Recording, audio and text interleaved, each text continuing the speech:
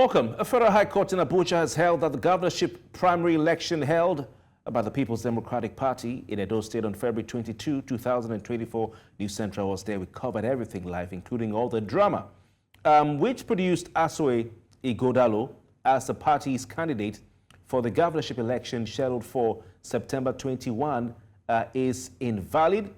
Justice Inyang Ekwo held in a judgment on Thursday, July 4, that the decision of the People's Democratic Party to exclude 378 elected ward delegates from participating in the primary election was a violation of the provision of Article 50 sub 3 of the Constitution of the party.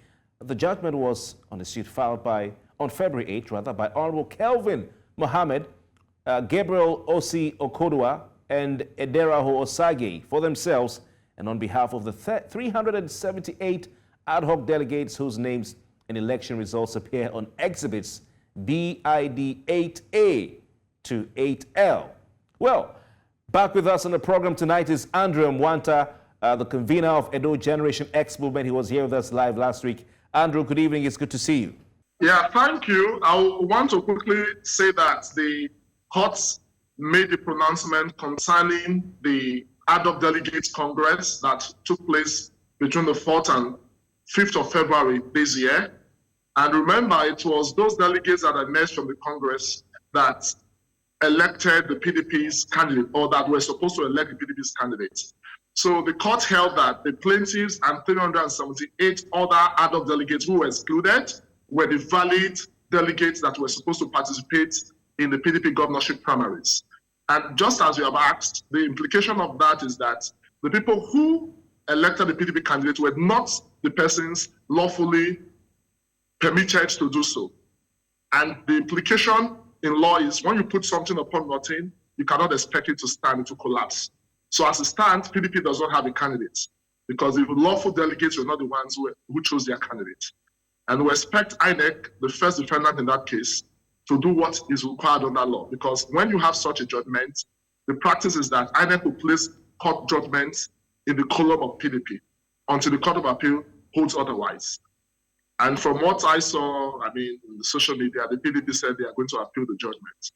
And of course, once they appeal, we are the lawyers in that case. We'll meet them upstairs. All right. Quite interesting. I've looked at a copy of the order, by the judge, by the court. In your opinion, I don't know if you've seen the certified true copy or any such copies of the order. Did the court expressly say that Ighodalo is not the candidate of the PDP? Because if we look at what the PDP in Edo State is saying, they're saying that the candidature of Dr. Asue Ighodalo as flag bearer of the party for the 2024 elections remains intact, and that the judgment of the Federal High Court in Abuja does not in any way affect his candidature. That's coming from the chairman of the PDP in Edo State. Andrew? All right, we'll try to get back to our guests in a matter of minutes as soon as we can reestablish contact. But I want to read from that, the court orders. It's quite interesting what is playing out in Edo State because the judge had something to say. There were two orders I saw. Okay, Andrew, do we have you back, please? Said in the main judgment, in the concluding part of the main judgment, the court actually granted 3 principal reliefs, right? The first was a declaratory one. The second was an order for INEC and PDP to abide by the Congress that produced the plaintiffs and these 378 delegates. And the third was a mandatory injunction. And for us, being that these were the persons meant to elect Ighodalo and they were excluded, it therefore means that you cannot put something upon nothing. It therefore means that INEC, being the first defendant, is compelled to immediately withdraw the name of Ighodalo as one of the candidates on its portal because the process leading to his emergence is flawed, and that's what the court has said. Because we didn't go to court because... Okay, Andrew, we seem to have a bit of a connection issue with you in terms of the audio. I can see you, but I can't hear you. So while we're waiting for you to get back to us, I want to read, I want to take a look at the orders by the court. In this judgment by Milord, the Honorable Justice Inyang Ekwo, today, Thursday, July 24. He says, Andrew, if you're with me, can you just maybe say something so I hear? Okay, we can't hear you. Please check your device. There may be an audio issue there. He says, an order is hereby made directing the defendants who are bound by the provisions of Section 82. Are you there, Andrew? Yeah, can you hear me now? Andrew Emwanta, yes, we can. So yes. Just go on and complete what you were saying, because I lost you along the way. So as I was saying, the court actually gave a complete analysis of the facts, and it was on the basis of that the court came to that conclusion. Namely, that PDP failed to comply with its own electoral guidelines, which was one of the exhibits before the court. And what does the guideline say? The guideline outlines the procedure for electing ad hoc delegates that will participate in the primaries. The result presented was completely in contrast with the requirement, namely that 3 ad hoc delegates were to be elected in the ward, and there were electoral officers to be sent.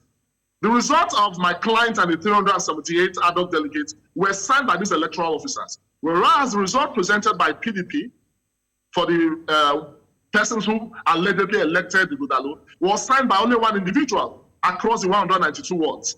And the way the results were arranged as a summary of local government results. It was not a local government delegate election. It was a 3-man ward ad hoc delegate election. And the court spotted that very major discrepancy. And it was on the basis of that discrepancy, the court made that pronouncement saying that it is these persons that are the validly elected delegates who did not elect Asue Ighodalo. The point is, who elected Asue Ighodalo as a candidate of the PDP? Certainly nobody. And you cannot put something upon nothing. It was what Lord Denning said in USA Mark 4, that you cannot put something upon nothing expecting to stay there to collapse. And the court further in that case said, Lord Denning further said, that when something is bad in law, it is void because such an act is incredibly bad. And that is what the court said today. That's the process leading to the primaries of the 22nd of February of the PDP is flawed for the exclusion of these 378 persons, including the plaintiffs. And when you add the plaintiffs to the number, you have 381 persons that were deprived the opportunity of choosing the party's candidates. For us, this is a judgment that. Yes, but Andrew, I'm going to ask you again because I'm looking at the transcript of the. Sorry to interject, Andrew Emwanta. I'm going to ask you again because I'm looking at the transcript of that judgment, and I want to ask you, from what you can see, you're a lawyer yourself. Did Justice Inyang Ekwo expressly say that Asue Ighodalo is not the candidate of the PDP? Because we're talking about the ad hoc delegates here. No, with profound respect, I just told you that it is that process that led to the primaries, right? All right. At that time, he was not a candidate. Okay. The pronouncement of the court is very clear that the INEC, which of course we sued as the first defender, must abide by it. INEC has records of everything, and if that INEC checks its record, it will discover that the people who elected Asue as a PDP candidate are strangers. They are complete strangers. It's like a simple analogy. You said you have 5 credits. If White now says those 5 credits were forged, whatever degree that comes out from that particular entry qualification is void, is illegal. Because at the time you submitted those 5 credits to your university, you didn't have a degree, so you cannot be talking of a degree. It is like the egg and hen analogy. So Andrew Emwanta, what happens now going forward? Is the PDP allowed to organize fresh primaries, which I doubt they are, but you tell me what you think. Will another aspirant be recognized, or is the PDP, have they lost their ticket and they won't be on the ballot paper? It is what happened in some states where they had the same problem like Zamfara. You know what the court said? The Supreme Court said, because the proper thing was not done, the Supreme Court now made that final pronouncement. Because if you don't have delegates that are valid, it therefore means that the process leading to your primaries is invalid, right? And as such, they said they are going on appeal. So we don't want to preempt the Court of Appeal. For all seasons and times, this is the judgment of the courts. Okay.